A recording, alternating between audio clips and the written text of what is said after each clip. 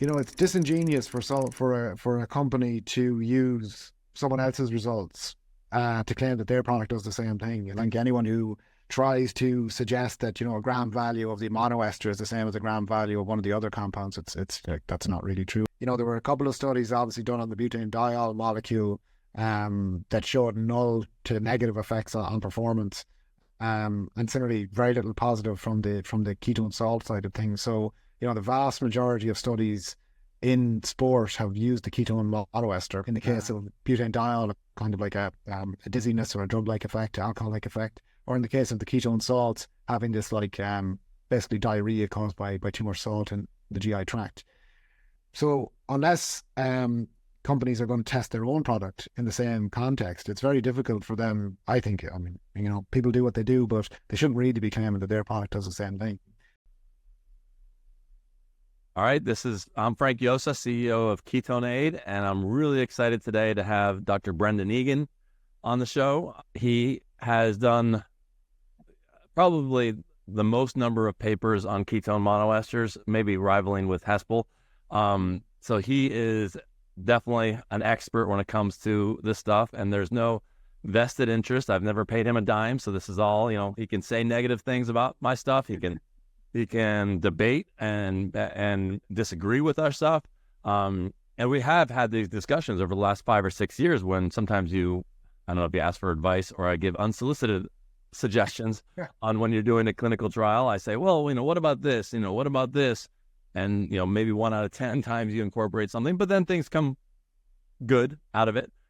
We can talk about that. But yeah, he's done many presentations on exogenous ketones and, the good and the bad. And I just want to cover it all, and hopefully we'll have enough time and we can get through a lot of it. So thanks for joining. Yeah, thanks for having me on. And we'll definitely debate things, that's for sure. And you're in Ireland, and my nephew is going to be playing rugby in Ireland, I think like next week. So yeah, like rugby is probably one of our most important exports at the moment. It's the one sport that, we were number one in the world for a while, but it didn't translate to a World Cup win. But it's one of the sports that we're proud of. He's in, I think he's a freshman or a sophomore, and he is huge. He's already being recruited for college, like regular football, American football. So maybe you'll see some huge beast walking down the street. That's my nephew.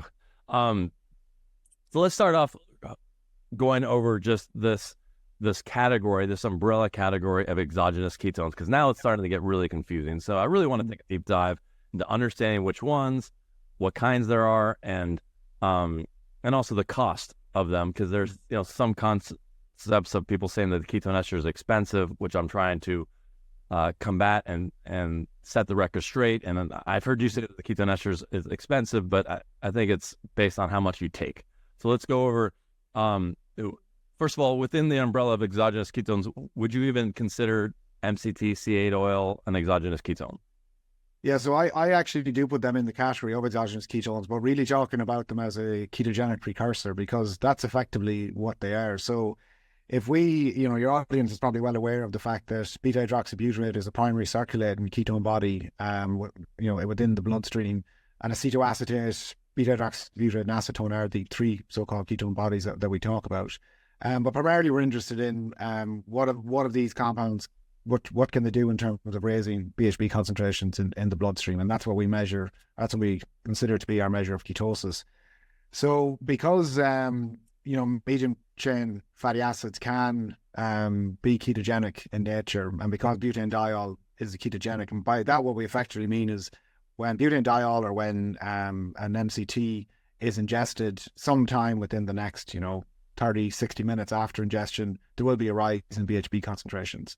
And obviously I think what we're going to talk about quite a bit today is, to what extent is that rise in BHB concentration, does it differ between different molecules within this category? And then obviously does the range or does the change matter? And right. I think we'll probably drill down into questions then about, well, what does that actually look like from a cost point of view? How effective per dollar or per gram are these types of compounds? Because they do differ quite a bit, of course.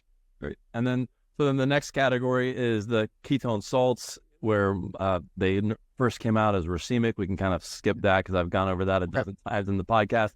But then there are the higher quality ketone salts that are just the R form but none of the clinical trials have done, I don't know about none, but very few, if any, clinical trials have been done with the R form of the ketone salts, and everyone has focused on the ketone ester. So with the ketone salts, what are your thoughts on that? If you can raise the millimolar enough? Yeah, so like the ketone salts is, again, I'm sure you've described, so it's useful. We don't have to go through all the detail, but the racemic ketone salts, by virtue of the way that we measure BHB concentrations in the bloodstream, we're typically measuring the the D form or the R form, depending on what way people are calling it these days.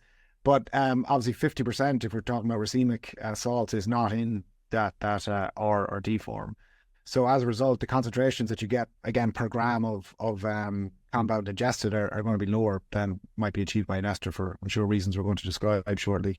And on top of that, you're ingesting a rather large salt load. So I would say, and again, you may have covered this before, but over the years since we did our first study back in 2017, 18, using ketone salts that were racemic at that time, and presented a very heavy salt load, and were more likely to cause GI distress, gastrointestinal distress. Things have changed quite a bit. As you know, there is at least one salt that's been trialed that was, something like 70-30 R versus S. And then you have more recently, and we've used one actually in a piece of unpublished work that hopefully will be out in the next few months. We have used a pure R salt. And so what I think is the evolution over time is that these salts have become purer, and the salt load has become less. And as a result, I think some of the concerns around not being able to elevate BHB enough or presenting too much of a salt load to the GI tract, I think those concerns are they're going away slightly. But again, it remains to be seen, putting these into a trial, as you say, seeing if we're talking about performance or we're talking about condition, or whatever the case may be, those trials will need to be done. But I do think that if people watch any presentation I have or heard me interviewed a few years ago, I'd have probably been quite negative about ketone salts, whereas I think there's a bit of hope there more recently. Yeah. Right. So then some people think that the ketone salts are less expensive, but then what I try to break down is the actual package. So what some of these companies do is they put a proprietary blend, and they say 15 grams or 12.5 grams proprietary blend, and in there it lists the R beta hydroxybutyrate, and it will always say either R or D, because this stuff costs a lot more than the racemic. So if you're going to do the R form, you're going to disclose that it's the R form. You're going to want to brag about that. But then they do 12.5, but then they don't tell you how much ketones are in there. And I'll tell you how to, one can do the math. You can do the math backwards by looking at the salt load in the package. You can make the assumption that they're not going to add extra salts. So it'd be ridiculous to be like, oh, let's add some more pink Himalayan sea salt to this massive salt load. No, so you go backwards. So these 12.5 grams are actually about 6 to 7 grams of ketone salts.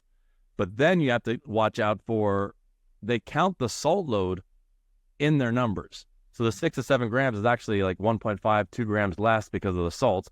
So you're left with about 5 grams. And then the ketone salts don't enter into the bloodstream the same as the ketone ester, not as readily on even a gram per gram basis. So one of these packets of one serving of ketone salts would be $5-6 for a packet. Meanwhile, one of our servings of the ketone ester, this is a little bit misleading because we make our serving much lower. We make our serving, the minimum effective dose is $2.50. So if you do a serving by serving, we got $5 over here and a huge salt load, and ours is $2.50. So when people say that this stuff is expensive, it's like, well, it's not my fault that that they think that the ester is expensive. I say, it's not my fault. You can take 10, 15 times more because the ester allows you to go much higher. But if you take much lower dose, so you could say serving to serving $5 versus $2.50. If you want to do it more on a gram by gram basis, it'd be $5 versus $5, but then the $5 is more bioavailable. So still, the ester, and we're coming out with we have had the KE1 drink which is a mixture of ketone ester, ketone salt, ketone free acid, where, I'm not a fan of the free acid by itself or the salt by itself, but as a mixture, it wasn't bad, but it wasn't ideal. And the main reason we did that was for taste. So KE4 is for, you don't care about taste.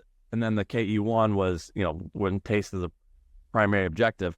But then we're reformulating this now. We're coming out with something called ketone shots, and it's just ketone ester and water. And so it'll just have 5 grams per shot. So it's, $5 a bottle, just ketone ester and 0 burn. So none of the burn, none of the nasty taste. So we've solved that problem. And then you'll be able to compare this, this pouch versus, we actually call it 2 servings, because the serving used to be 25 to 30 grams of ketone ester per serving. That used to be a serving. But then our customer base said, Frank, I swear I took half a bottle and it was, more effective. And then people just went down and down and down, finding benefit. And then we stopped at literally the cap full of KE4 being 1 serving, because that was the minimum effective dose that a lightweight female would feel and take for many days in a row. So we just made that a serving, and then it becomes, how many servings for this, how many servings for that, and you just kind of go up from there, as opposed to the other way of starting at $25 and $30, which, isn't sustainable for much. Then there's the ketone salts. I still don't get, some people say that they find benefit. I say, watch out for 2 things if you do the salt: caffeine, caffeine, caffeine. So most of these drinks, 90% of them, of their sales are caffeinated. And why do they do caffeine? Because they want people to feel it. And the ketones actually increase delivery of caffeine. So people think that they're bouncing off the walls and having all this energy, and all it is the caffeine. Other people that have a salt shortage, like a friend of mine, nothing to do with ketones, 45, trying to play tennis with 20-year-olds, and he just discovered, his salt imbalance, and suddenly he's like, oh, now I have energy, I'm going around. Well, if you're in a position where you have low salt, and then you take a ketone salt, it could be the salt that's doing the benefit. And I actually said that when people are entering into the ketogenic diet, when they were using the racemic salts and it was working, I was like, did you ever try just salt? Because the massive salt load helps you get out of the keto flu, and it might have nothing to do with the ketones. So that's the ketone salts. Then the ketone ester, we used to be lucky that the ketone monoester, the main drink that's in, I think you would agree, 95% of the clinical trials for sport and non-sport, is the ketone monoester. It used to be called the ketone ester, but now there are other ketone esters. Can you talk about the other ketone esters in the category now? Yeah, let me. I will. I just actually want to go back to a couple of the points made, because I agree with some of what you're saying there. So, in the context of this idea of essentially how much of a change in BHB occurs per gram of a molecule, whatever it is, I agree with your point. First of all, as the general point about proprietary blends within sports supplements, like, that's well known that a proprietary blend will generally give a gram value with the list of ingredients, and it's unclear as to what the actual ingredients are. So your point about, the lack of transparency around proprietary blends is well made. So I just, to emphasize and underscore that. The examples that you give in terms of, the gram value of a given molecule in relation to its price, and then in relation to its change in BHB concentration within the bloodstream, it would actually be a really interesting piece of work just to try and put that into almost like a chart, I would say. Again, based on objective measurement, because a lot of what you're saying there, I think you're right in theory, in terms of the way that you could have, let's just use 10 grams of A versus B versus C a compound could result in very different BHB concentrations. So comparing those 10 grams on a per dollar basis, it's almost like what we'd like to arrive at is a question of what is the change in BHB per dollar basis. Cost per 1 millimolar. It's possible to be able to do that, but it would take a little bit of work. And I suppose the point that I would make on that is that it would require, like, you can kind of guess and we can kind of surmise, but then there will be individual variation between people in terms of how they respond. But ultimately, what underpins all of that, and will be relevant when we talk about the esters themselves, the basic premise behind all of that is that there is some level of BHB concentration within the bloodstream that has an effect beyond, resting, let's say. And again, in my research group, we published a couple of papers where we speculated that from a athletic performance point of view, that there might be a threshold of around 1 millimolar up to 3 millimolar that could be optimal. I say this every time I bring this up in a podcast, which is that that's a guess. We don't know for sure. We're looking at the literature, we're looking at some of the mechanistic research, and we're making what we consider an educated guess. So most studies that have tried to look at performance have tried to get concentrations within that range. And the major criticism of a lot of the other compounds, aside from the esters, is that they really struggle to get up into that range without causing, in the case of butanediol, kind of like a dizziness or a drug-like effect, alcohol-like effect, or in the case of the ketone salts, having this like basically diarrhea caused by too much salt in the GI tract. So those are some of the things to consider. But again, just to, I said we debate this. So just from the other side of things, it is interesting though to look at some of the literature around studies where they've done infusions of ketone bodies, and even at a change of around about 0.5 millimolar, so kind of like half of what we would see in terms of what we consider appropriate for athletic performance, there does seem to be changes in, let's say, brain BHB uptake, the use of BHB by the heart. And again, you can see these nice dose responses. So I suppose there's two kind of points I want to just make finally on that, is that obviously from a commercial point of view, it is of interest to know what is the BHB change per dollar, let's say. But then from a scientific point of view, we still do need to do the dose response studies that look at performance outcomes, cognitive outcomes, other metabolic health outcomes. Like those studies still do need to be done. And there's, I mean, literally only a handful of studies that have looked at the dose response.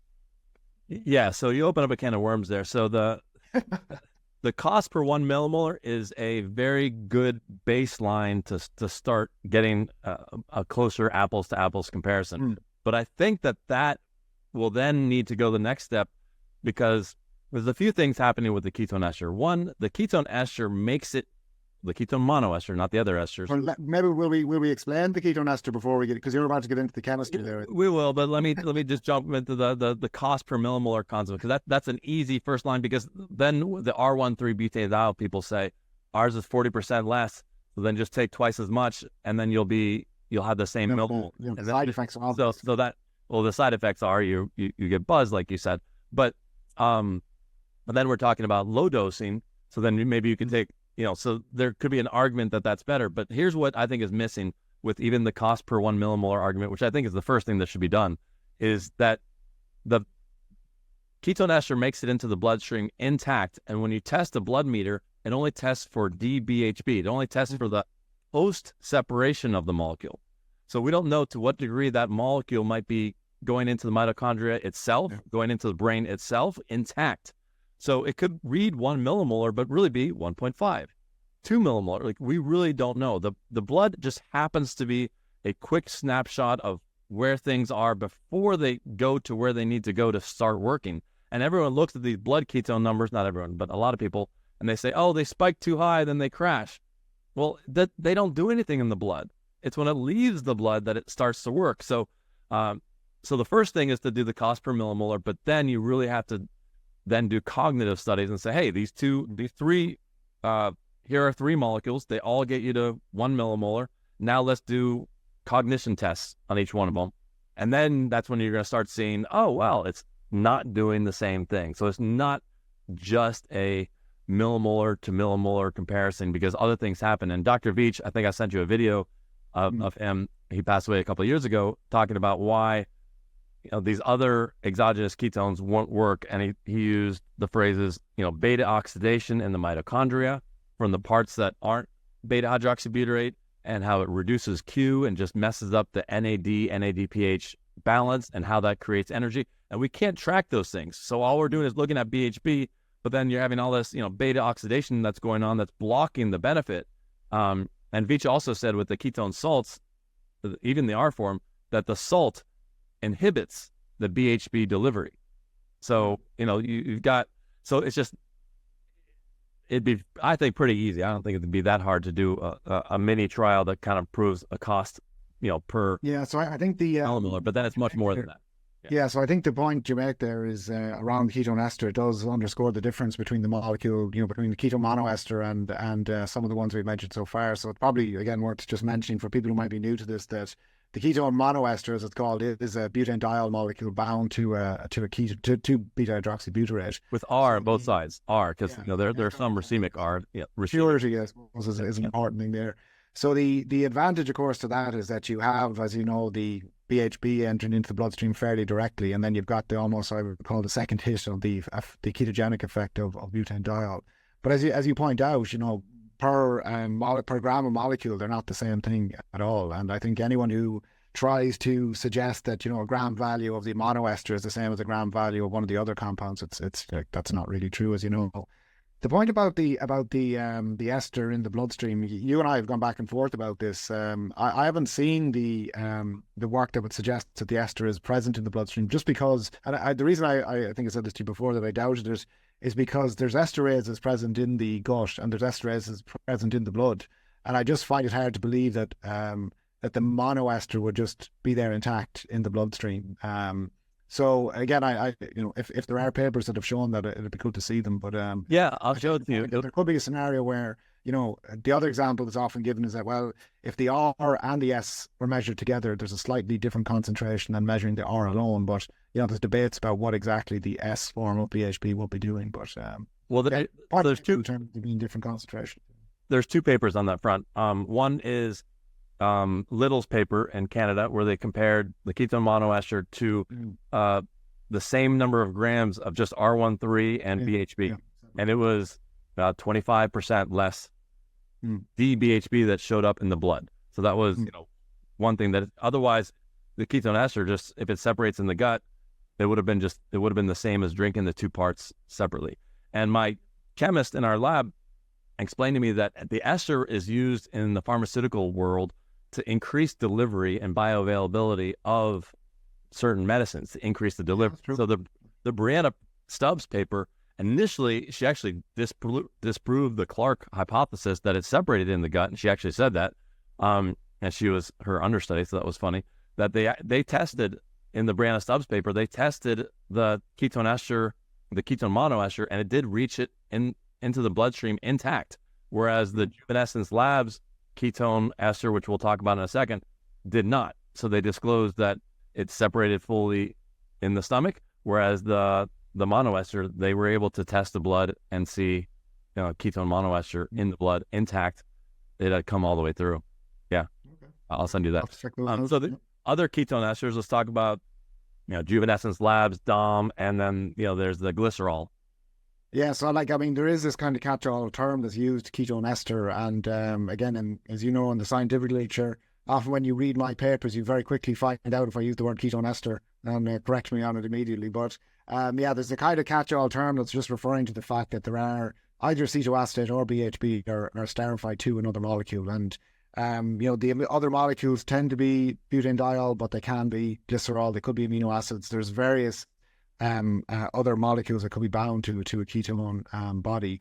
So at the moment, you will be able to probably correct me if I miss anyone here, but there's at least the acetoacetate butanediol diester, which was University of South Florida. There's the Juvenescence, have now the, what is it, C6 and C8 separately bound to butanediol as well. They had the C8. They had the C8, but they had to discontinue that because of GI. Sorry, so they had the C6. They had the papers. They had the C6, but there were too much GI issues commercially, so then they had to convert it to a new and improved C8. But the funny thing is, C8 actually makes it less ketogenic. So the C6 was stronger than they had to switch it to the C8, in part because some people think that it's just one molecule of MCT oil on a gram by gram basis to one molecule of R13 butanediol, and even one researcher thought that that's what it was, but they didn't understand that no, it's the C8 molecule is huge, bound to the R13, so it's drastically less potent. So I've seen some of their side by sides that are kind of funny from Juvenescence Labs saying, you know, cost per gram of active ingredient, it says, you know, ours is $1 and theirs is, you know, 25 cents or something, and it's just like, yeah, but your molecule is 8 parts, like only 10% of that C8 turns into BHB, and you've got 8 parts of that, so 1 part R13. So I think I did the math, and it was 16% bioavailable, let alone the GI problems, and let alone that it's recommended that you have to take it with food. So when you take it with food, that drops 90% of the use cases that we take. So this research company, they went with this formula because they said, oh, it's cheaper. And I said to them, they said, oh, it's only $5 for 25 grams. Like, oh, that sounds great. Yeah, but it's not, it's 16% is bioavailable, and you have GI problems. So in the end, you could have just taken much, much less of our ester. And that tiny amount, that one serving will only bump, I think, like a 0.3 millimolars. It's just tiny. You want to take 0.3, then take a capful of KE4. Yeah, but I think that's the part, 0.3. is that the context around how much of a change you need in terms of what you're hoping to achieve. I think that's probably the piece that often gets glossed over when people are kind of putting out sound bites, and the way marketing is in the dietary supplement Marketing, yeah. If I didn't have the best product, I would not be able to stand a chance at all the marketing BS that's out there. We'll hopefully cover that. But I think the Juvenescence Labs, I can find one scenario where it might work better, which is with food. With food, it doesn't change the BHB levels, whereas with the monoester, it's drastically changed with an empty stomach. So if someone wanted to limit blood glucose spike, you might be able to take that. Now, I would argue, I would want to compare that to liquid coconut oil to see if that, just a fat might limit the spike just the same way and be a lot cheaper. What do you think about Juvenescence Labs for sport, for example?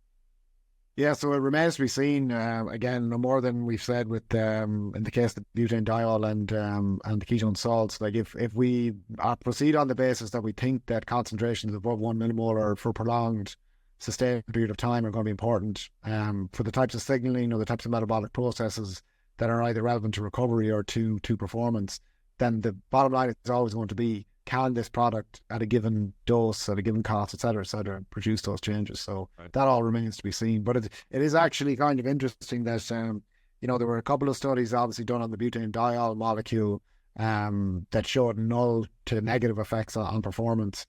And similarly, very little positive from the ketone salt side of things. So, the vast majority of studies in sport have used the ketone monoester. And again, what is it, a handful, 3 or 4 have shown a benefit, 20 or so not shown any benefit. So, it does. Well, we'll definitely touch upon that. The ketone salt one that I think showed benefit was also with caffeine.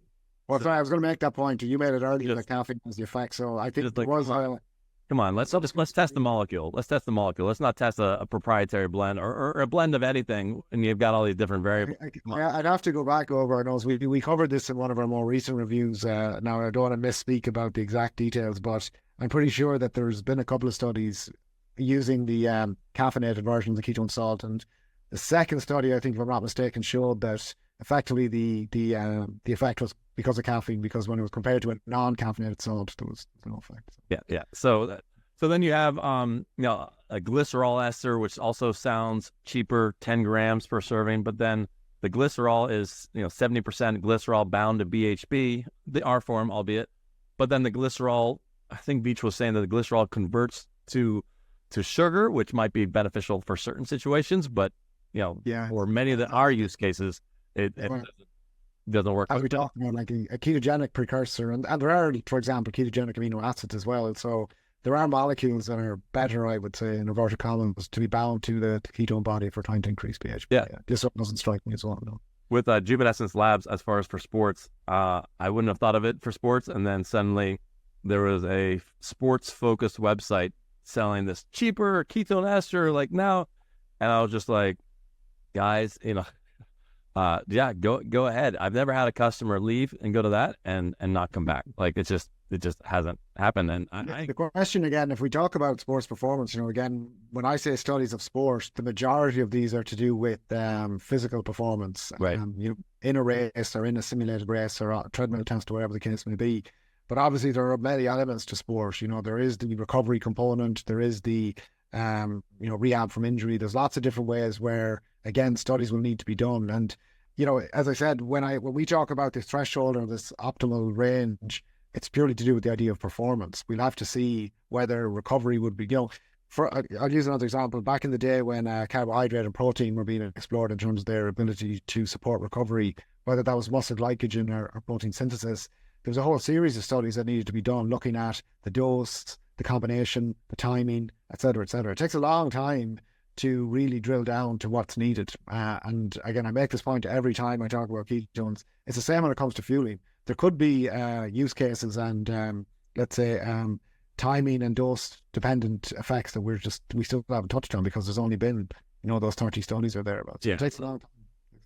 Let's talk about that. So it takes a long, long time. So with the ketone ester papers, I kind of have them segmented out to like 4 or 5 that showed distinct benefit, and then another 10 to 15 that show, neutral, one could argue some benefit or just neutral, no benefit, and then several that show no benefit. But what I think, and I'd love to hear your response or thought on this, is many people just focus on the title and then they want the takeaway that ketone ester works for this.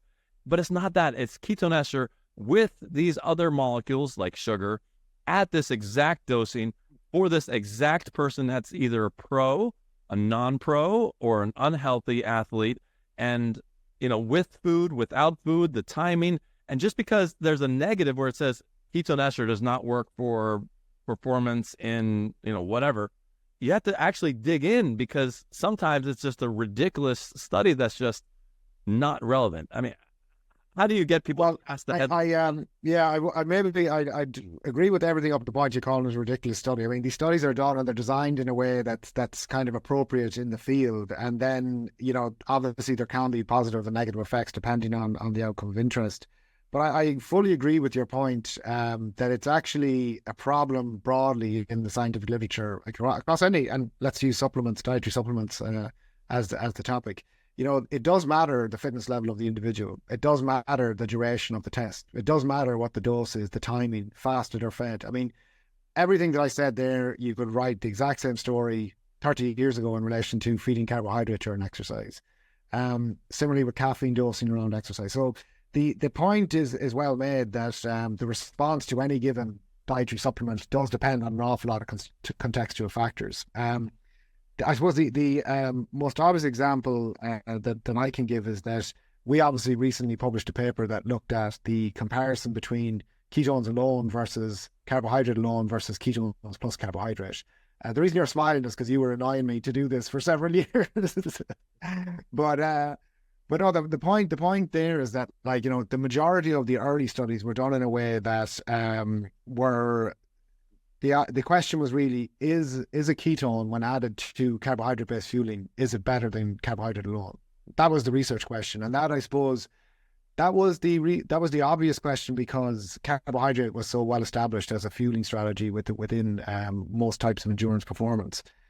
We were asking a slightly different question, obviously, with our study that studied ketones alone, because we were actually more interested in this question of running economy, which is effectively a proxy for oxygen utilization. And again, we probably don't need to go into all the nitty-gritty here, but there is a concept that in terms of oxygen utilization per mole of substrate, that ketones would require less oxygen than carbohydrate or fat. So, and that's really the way that the data played out in the study that we looked at, again, in trained runners, which is probably important, again, that these aren't just recreational guys. These are decent runners, and there's reasons why good endurance athletes might be better able to use ketones. But ultimately, we saw this 4% improvement in running economy. In other words, a reduction in oxygen utilization. Again, important. Just in ketones. Just ketones. With ketones alone. And that was. Would you say that was unexpected? Did you guys thought that the ketones plus glucose would have won that? No, so we the reason we had done that study, now, not only because of your pestering, but was that we had observed in the previous study that we published, where we had a 60-minute period of what we call a preload, where it was carbohydrate versus carbohydrate plus ketones. We had seen this trend within the data where the oxygen utilization was lower, and again, for reasons we explained in the subsequent paper, there are reasons why ingestion of carbohydrate might actually blunt the utilization of ketone bodies. So it made sense to try and compare, again, carbohydrate plus ketones to ketones alone. And yeah, just to emphasize what you're saying there, the effect that we saw was only in the ketone alone condition. Again, the ketone plus carbohydrate was somewhere in between, but not statistically significant. So it kind of gave us some confidence that the ketone only effect is a real effect in terms of oxygen utilization. Yeah. So I'm hoping that that's going to open up a whole new, dozens of clinical trials where they include in one of the arms just ketone ester itself, because we have been, wondering whether, a fasted workout, just ketone ester, increasing your oxygen consumption and efficiency. But then, even though the paper was, let's say, a positive, people will still take the title incorrectly and say, oh, look, ketone ester by itself. Now I'm just going to use ketone ester by itself. And I don't agree with that either. So even the papers that are negative, that I call ridiculous, which I'll talk about in a second, even the ones that are positive, it's like, no, don't just take the headline. I'm not saying to only take ketone ester. I'm saying try it. I'm saying try different, different dosing and different protocols. With the ridiculous one, I was referring to like a paper that seems ridiculous based on the title of the paper and the conclusion, which was that this group took ketone ester and maybe sugar. They waited for the ketone ester to be gone in the system, 0 in the blood, at least, because it does go other places. In the blood, 0, and then they started the time trial. But then the title is ketone ester does not improve, time trial performance, or it should have said ketone ester once taken and then once it hits 0, the ketone ester that is gone doesn't help the time trial performance. Now, what they're trying to do is prove glycogen storage that maybe the ketone ester was sparing glycogen. So then in the time trial, but you read the headline and you don't get all of that context. And so even when something works, I have people say, please, take a deeper dive and understand it. And it doesn't apply to all people. So a person that is well-trained versus not well-trained, let me talk about, and you can correct me, why that matters. They can make completely different levels of lactate. They could be a professional athlete because they don't make lactate, and then a regular person makes a lot of lactate, and then the ketone ester, stops the lactate. So for them, for the non-professional, it might be 3 times more effective than the professional. So it's a completely different body. So just these titles of all these papers are just funny. And one of your papers, actually, intermittent running and cognitive performance after ketone ester ingestion. That paper title was fine, but I do remember that when you were initially proposing this paper, you wanted to do soccer sprinting. I'm like, I don't think it'll work for sprinting. Maybe the sprinting at the end will be, less of a depreciation because they'll be, consistently. Maybe the sprinting will be consistent more as opposed to a drop off. While you're at it, go ahead and test their brain. You're like, okay, easy enough, get an iPad. And then 2 years later, the title is Cognitive Performance Improvement. So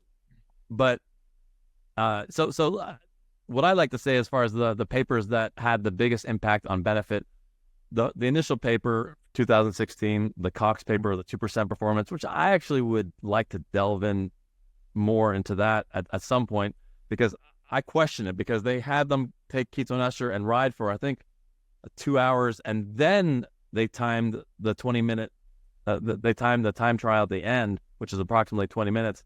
So it wasn't clear to me whether that 2 hours that they were on ketones, were they at the same watts, were they at the same heart rate? How did they freeze that 2 hours to prove that 20 minutes? So I wasn't sure about that.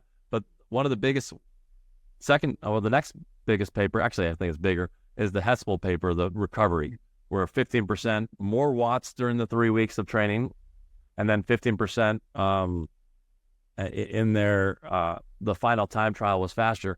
But the dosing that they took was so huge. It was basically 1 full bottle of this after the workout and 1 full bottle, before bed, which I've told people, watch out. You take a full bottle before bed and you're going to be cleaning out your closet for the next 3 hours. Better watch out.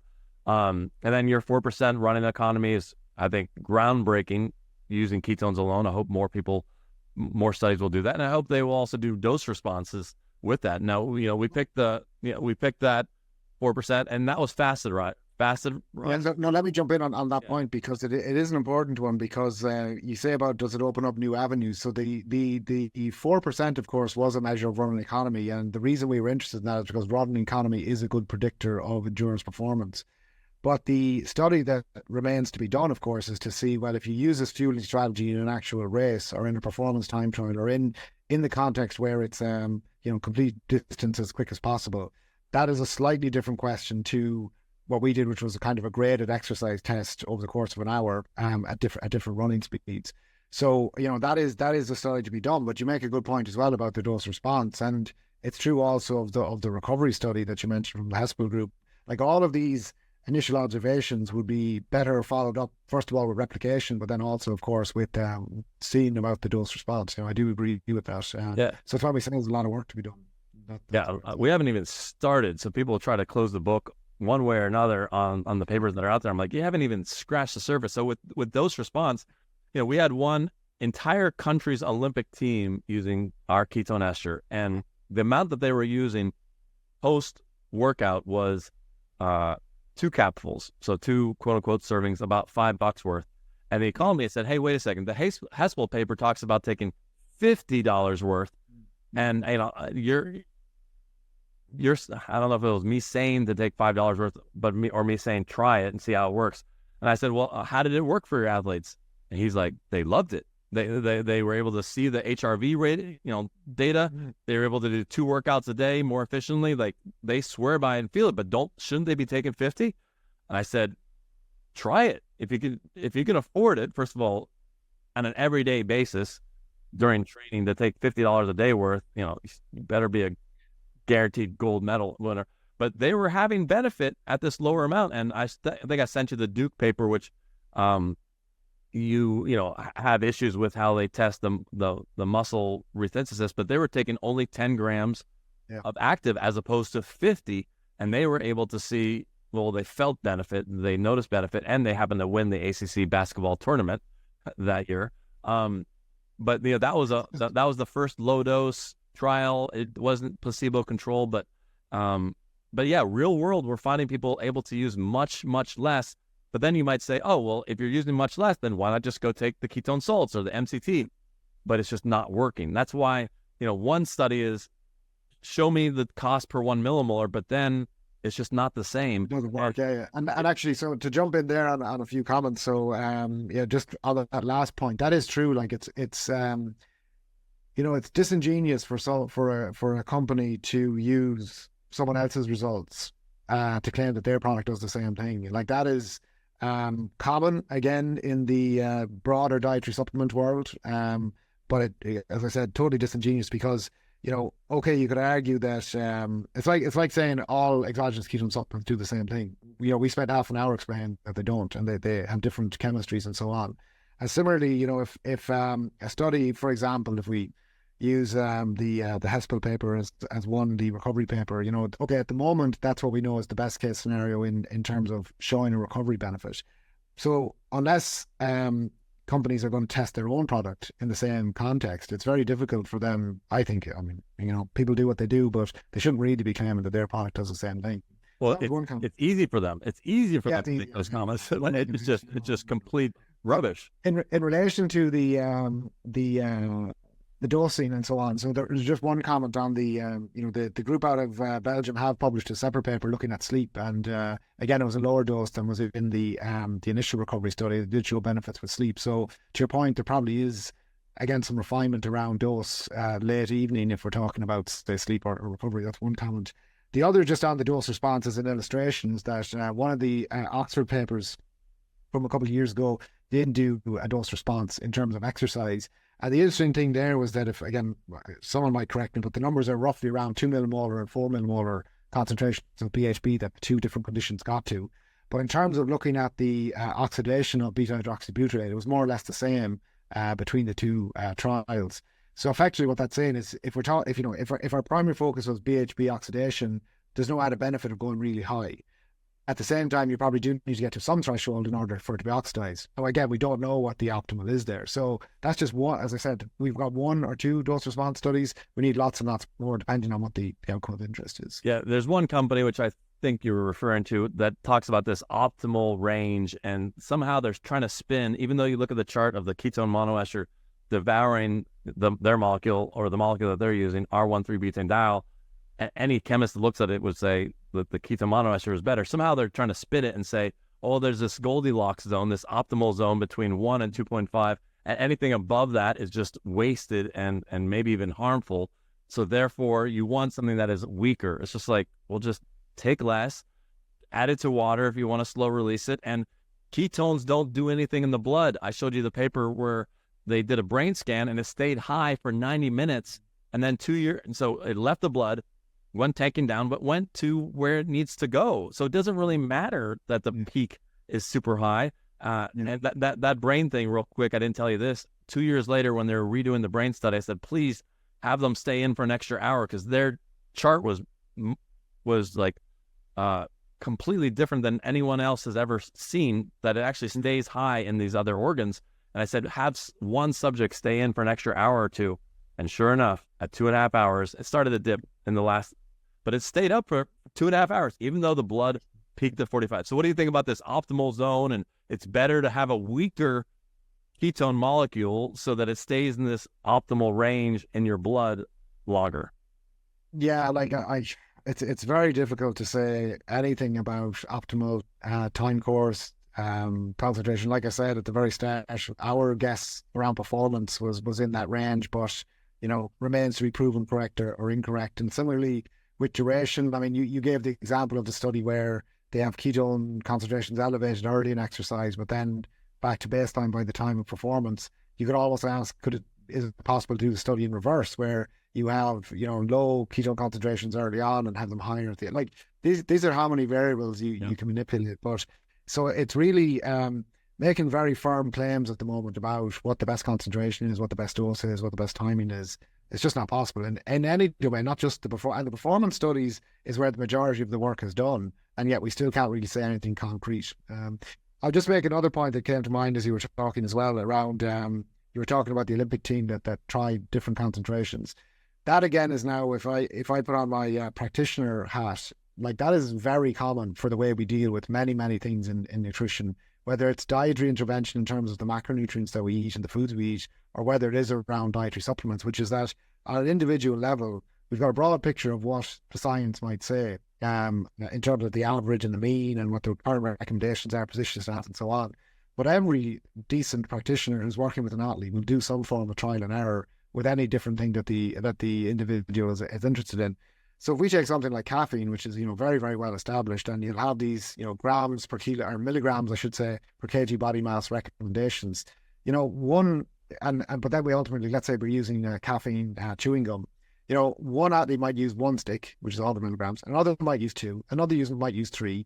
Another one might have a different preference for if they're using it in the morning versus using it in the evening. And the thing is that in many, many studies done on caffeine, they don't practically answer some of those questions. And that's where the kind of art of practice comes in there. So, you can describe all of these different guidelines and all these different research findings. They kind of point us in the right direction. And then oftentimes it's trial and error. So, obviously there's placebo effects, and obviously there's other factors. Placebo effect, all kinds of variables, and to Richard Feynman, you can fool yourself because you're the easiest person to fool. So, there are problems with that approach, but that's kind of the nature of working with applied practice. So, it's all, you can't dismiss all anecdotes, but there is something there. Right, I definitely agree with you. It could be placebo. A little bit harder to move the HRV data on placebo, but still, placebo is huge. And I've even told people, hey, take it for the 1 week or 2 weeks before your big day. Don't take it on game day unless you want to take a token amount. And, maybe it's just placebo. Take a token amount on game day, but don't take a large amount on game day because it can mess you up. It can lower blood sugar. But there's one thing I wanted to ask you about that you mentioned a few years ago, outliers in your studies, where there are certain individuals that you're just like, whoa, like, they just blew out. And I think the comment you said to a team was, try it on the different athletes. If you find that athlete that has this, blowout response to ketone ester, like, go with it. So tell us about averages and how you've seen some of these outliers, and whether do you think that's a statistical outlier, or do you think it's just that person somehow is more keto able to use ketones? And will there be one day a test where they can test, this person is more, not keto adapted, but more able to use ketones as a fuel more than somebody else? Because there are tests for people that can't use glucose, right? Yeah. So why can't there be a test for... It's a good point again. So to start, like, anytime we report a study, and as you say, anytime there's a headline from a study, it's generally going to be based on the average value. And let's just say it's comparing ketone to no ketone. Again, depending on whether it's carbohydrate or not, let's not worry about that. And essentially what you do is you compare the average values, and the statistical test that you do when you come to you come to a conclusion based on the probability of whether the difference is there or not there. But if you drill down to the individual data points, and this has now become common practice in sports science, that we report individual data points as data points and graphs. And as you often pointed out, like, I think in the study, the study where we had the N of 8, you have kind of like 5 people who look like they improve, 3 people who look like they don't improve or decline, and so the average is almost no change. Are those 5 people genuine positive effects, or is it noise within the data? And that's within the measurement error, we would call it.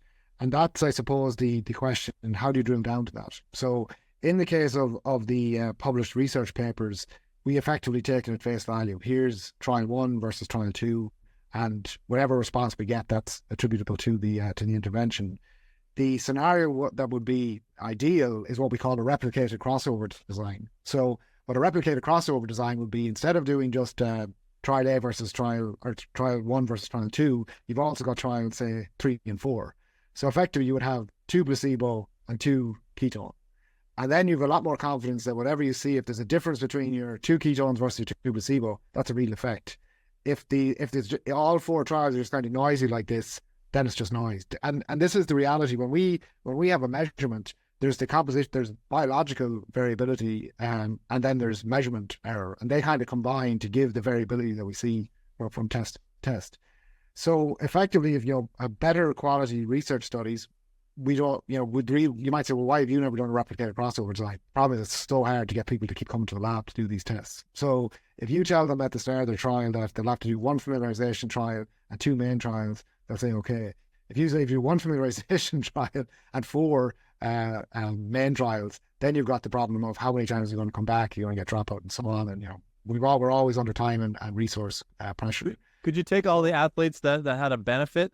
Let's say you did 10 athletes, or preferably 20 athletes, and take the 10 athletes that had a benefit and then just run them over again with placebo crossover, and then see whether they are outliers or whether statistically it went back to the same. So we haven't done that, but to translate this into the real world and going back to the kind of comment of trial and error with the athlete, is that if you have if you're involved in a sport where there's an obvious kind of performance measure that you're fairly sure there's reasonably little, say, week to week variation within an athlete. And I think you've mentioned times in the past to me where an athlete goes out and there's a cycle that they always do, and they know their time, and it's been more or less the same time for several years, and then they try something and it's different. Like that kind of is what we're talking about here.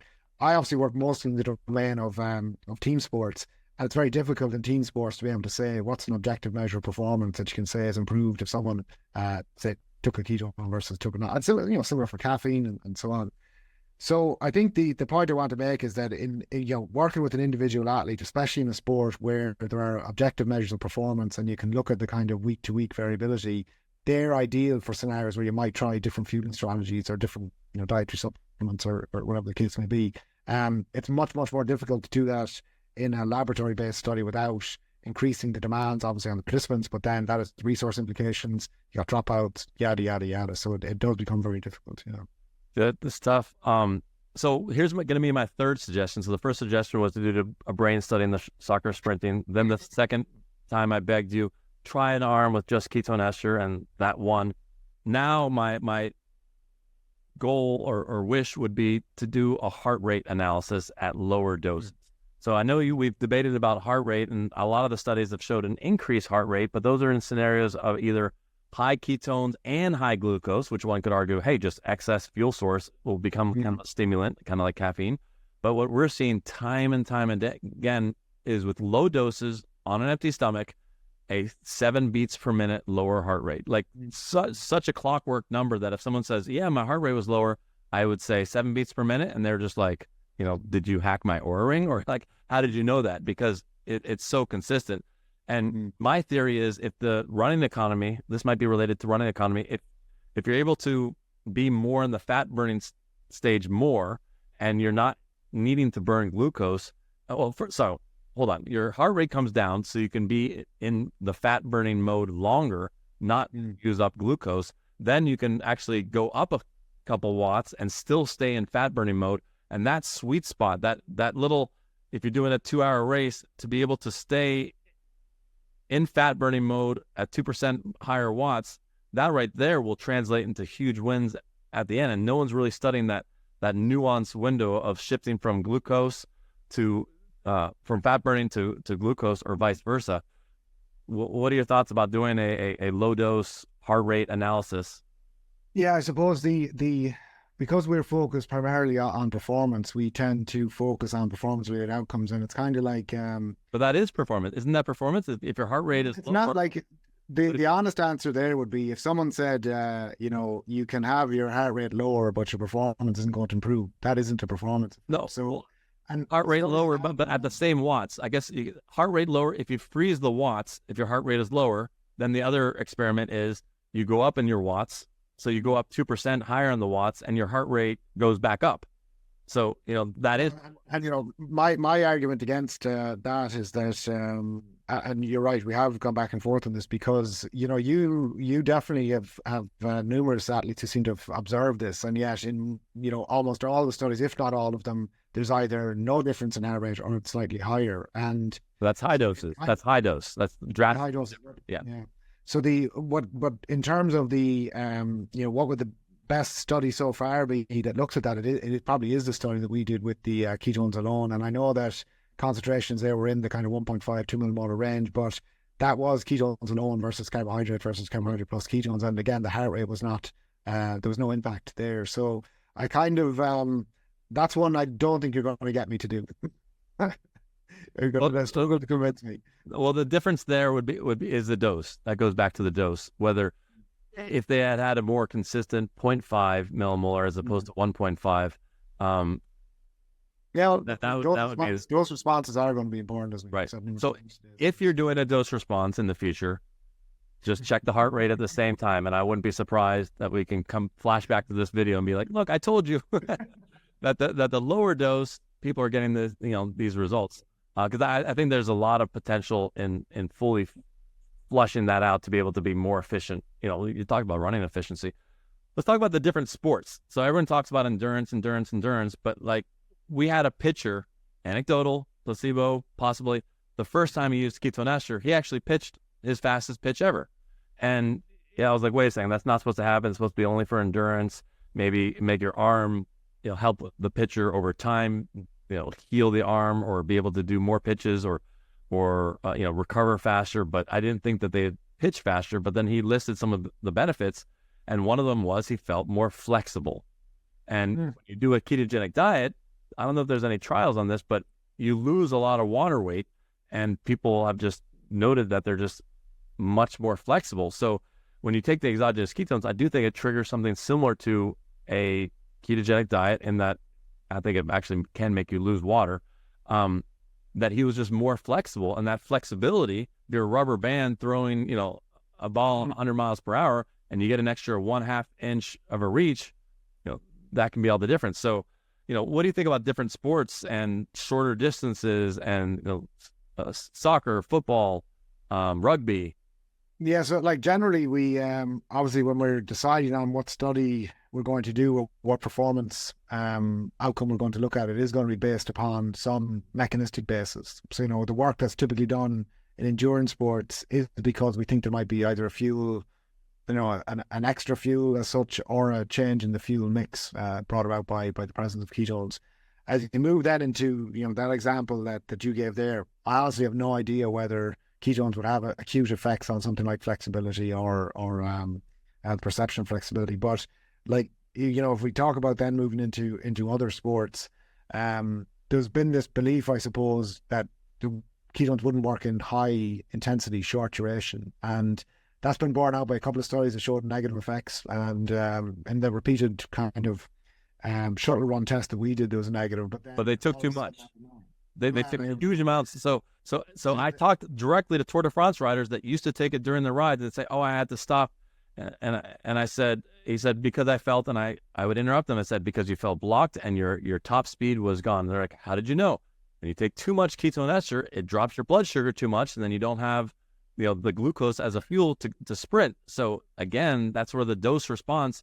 You can't just they can't just conclude that it doesn't work for something based on these high doses, because ketones don't make any lactate.